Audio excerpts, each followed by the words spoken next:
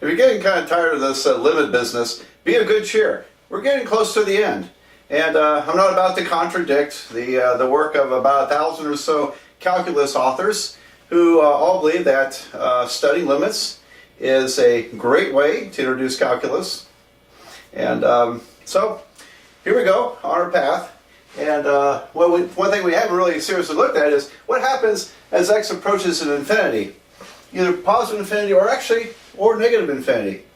So it can get a little tricky, but there are some general things we can point out here that are quite helpful. So let's look at some of the more obvious limits. For example, the limit as x approaches infinity of just plain old x. Well, this means that x is growing larger and larger and larger. As x gets larger, x gets larger. So as this goes to infinity, certainly x will go to infinity. So this limit is a positive infinity. And now the limit as x approaches negative infinity of x would similarly, now you're taking x toward the negative side, growing larger the negative way, that's going to be negative infinity. Alright, is that obvious? If you draw the graph y equal to x goes to infinity, the function goes to infinity on the right side, goes to negative infinity on the left side. Alright, now then, we have to be a little careful about generalizing things. Actually, you could say if x was a power, I think this works, if x was a positive power, then as x goes to infinity, it is infinity. However, it gets kind of funny down here because when x is negative, it depends on what the power is. And for example, if this was a square root, half power, as x goes to negative infinity, you're in the complex number part of the, because you're taking square roots of negatives. So those limits would not exist. So we have to be a little careful how we generalize things.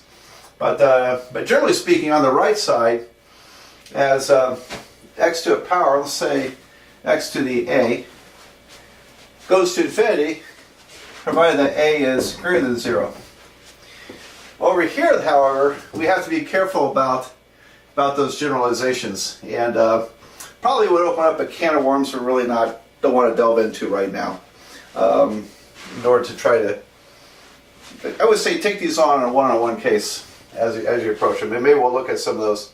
All right, so let's look at this case. So, what if this was x squared in both cases?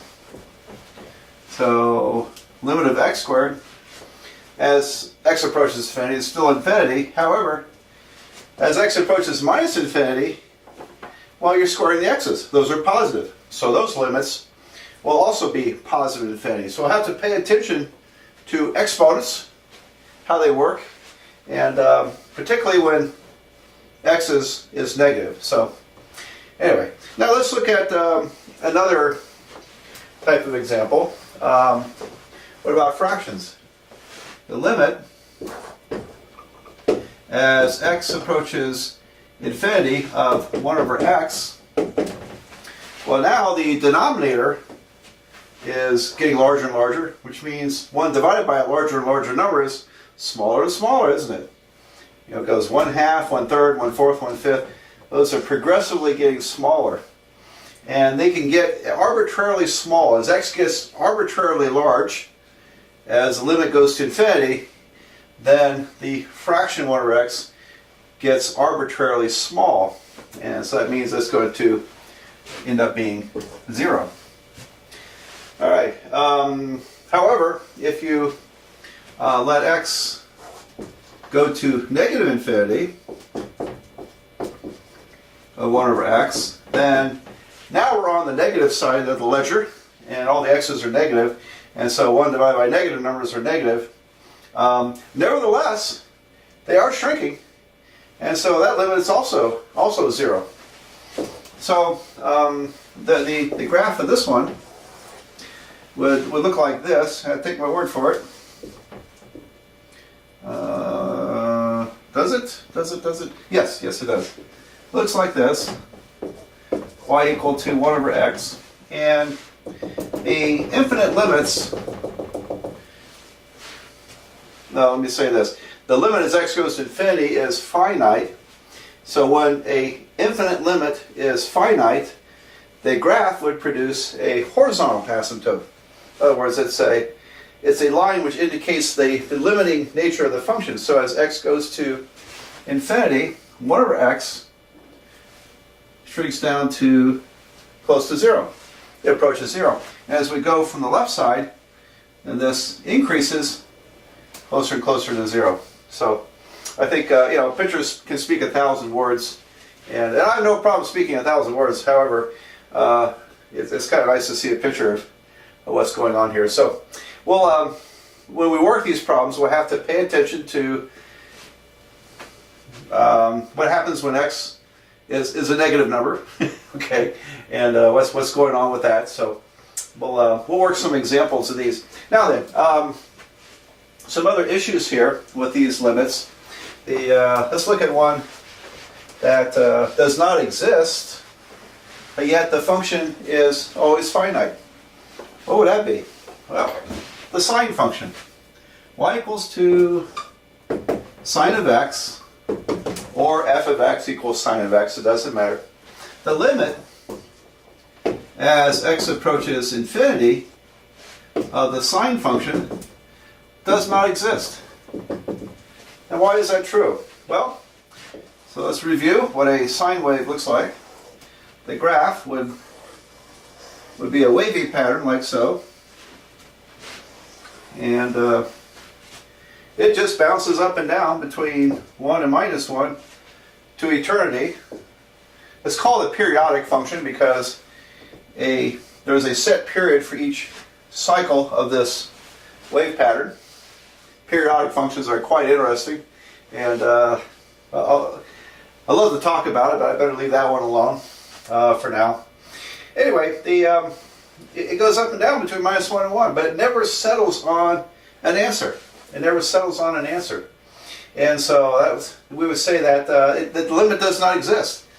Although sine is finite, there is no limit because it never settles on anything. Okay, let me show you one related to this, that which does have a limit.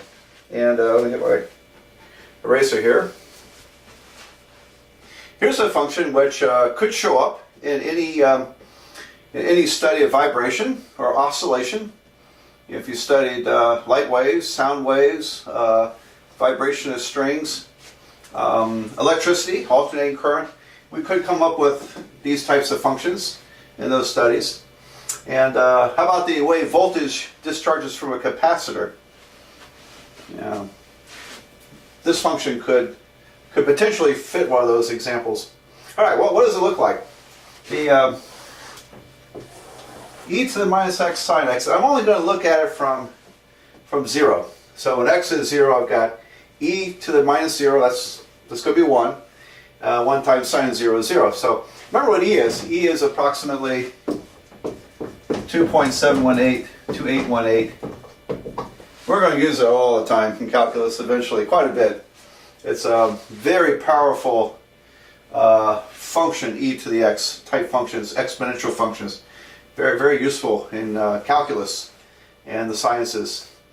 Anyway, this is, got to take my word for it, this is what it looks like. It would go like this.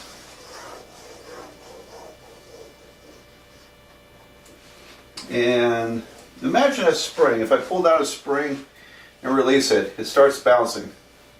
And it bounces, but eventually it comes to rest. Because there are frictional forces acting on the spring which cause it to not bounce as far. If I hit a note on a piano, same thing. The string will ring for a while, but eventually it comes to stop and you no longer hear it. So this function looks about like this. And if you look at the kind of the tops of this curve, the tops of this curve are decreasing according to, roughly speaking, y equals e to the negative x. Because x gets larger, e to the minus x will get very small. So this part of the function is shrinking. And down here it's the same way, except it's kind of reversed. So it bounces between these e to the x functions. I guess this would be y equal to minus e to the minus x. Okay, and so it's an oscillating form, and it looks like the limit's going to be 0, isn't it? Because eventually the energy is going to shrink down to 0, and indeed it does. We say the limit is 0. Now, to kind of explain this, the part that goes to 0 is that part, e to the minus x. You know, e to the minus x is 1 over e to the x. Okay, and you start plugging numbers in, they get large here, large positive numbers. This gets very large. 1 divided by that becomes very, very small. So this part goes to 0, we say. Goes to 0 as x goes to infinity. What about the sign? We know its limit did not exist. Okay. However, but it's bounded. It is bounded. So by that we mean it fits between -1 and 1. So you could say that the sine function lives between -1 and +1. And so e to the minus x, if I multiply by e to the minus x, I've got negative e to the negative x is less than or equal to e to the minus x sine of x less than or equal to e to the x. Minus x. Alright, so as x goes to 0, as x goes to infinity, look what's happening here. This part goes to a 0. A -0 is still going to be 0. So this part goes to 0 as x approaches infinity. That part goes to 0. And this is trapped between 0 and 0. So there's our first illustration of the sandwich theorem of limits, which I haven't really worked up formally yet. But because this is trapped between two numbers which their limits are both 0, this limit must also be 0. So we say that limit is 0. So a very interesting limit, I think, where part of the function, the limit does not exist, and then the other part is 0. But even though it doesn't exist, it is a finite number for any value of x. And so, do you recall one of the limit theorems said that the limit of a product of functions is the product of the limits. You know, the limit of, let me kind of sketch out here, the limit of f times g is equal to the limit of f times the limit of g. Alright, well, that theorem only worked when both limits were finite answers. Okay, so if both these limits, f and g, are separately, their limits are finite, then we can split those limits up as a product. Well, that would not apply here because that limit does not exist. But here's kind of an exceptional case where the limit of the entire function does exist. So a very interesting example. All right, I'll try to think up some more here.